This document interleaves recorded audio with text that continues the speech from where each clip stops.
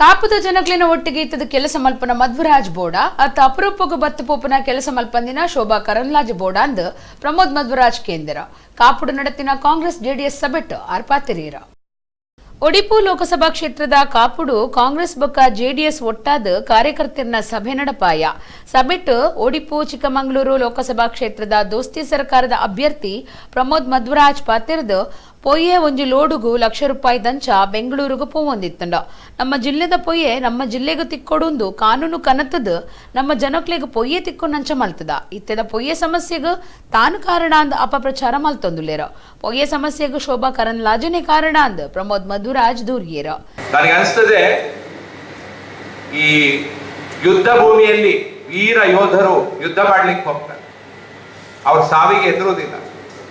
ಆದ್ರೆ ಯುದ್ಧವನ್ನ ಮಾಡುವಂತಹ ಸಂದರ್ಭದಲ್ಲಿ ಅವರಿಗೆ ಸಾವನ್ನಪ್ಪುವಂತ ಪರಿಸ್ಥಿತಿ ಬಂದ್ರೆ ಅವರು ಸಂತೋಷದಲ್ಲಿ ತಮ್ಮ ಜೀವವನ್ನ ಬಿಡುವ ರೀತಿಯಲ್ಲೇ ನಾವು ಸೋತಿದ್ರು ಕೂಡ ನಾವು ಕೆಲಸ ಮಾಡಿ ಜನರ ಸೇವೆ ಮಾಡಿ ಸೋತಿದ್ದೇವೆ ಅಂತಕ್ಕಂಥದ್ದಕ್ಕೆ ಅದರ ಬಗ್ಗೆ ಬೇಸರ ಪಡ್ಕೊಳ್ಳುವಂತ ಅಗತ್ಯ ಇಲ್ಲ ಅಂತಕ್ಕಂಥದ್ದನ್ನು ನಾನು ಹೇಳ್ತೇನೆ. ಯಾವುದೇ ಕೆಲಸ ಕಾರ್ಯಗಳನ್ನು ಮಾಡದೆ ಭಾವನಾತ್ಮಕವಾಗಿ ಜನರನ್ನು ಒಂದು ಮರಳು ಮಾಡುವ ಮುಖಾಂತರ, ಮೋಸ ಮಾಡುವ ಮುಖಾಂತರ ಮತವನ್ನು ಪಡೆಯುವ ನಿಟ್ಟಿನಲ್ಲಿ ಅವರು ಯಶಸ್ವಿಯಾದರು. ಯಾವತ್ತು ಒಮ್ಮೆ ಯಶಸ್ಸು ಆಗ್ಬೋದು, ಇನ್ನು ಮುಂದೆ ಅವರು ಯಶಸ್ವಾಗಲಿಕ್ಕೆ ಖಂಡಿತ ಸಾಧ್ಯ ಇಲ್ಲ. ಈ ಭಾಗದಲ್ಲಿ ಜೆಡಿಎಸ್ ಕಾಂಗ್ರೆಸ್ ಮೈತ್ರಿ ಆಗಿದೆ.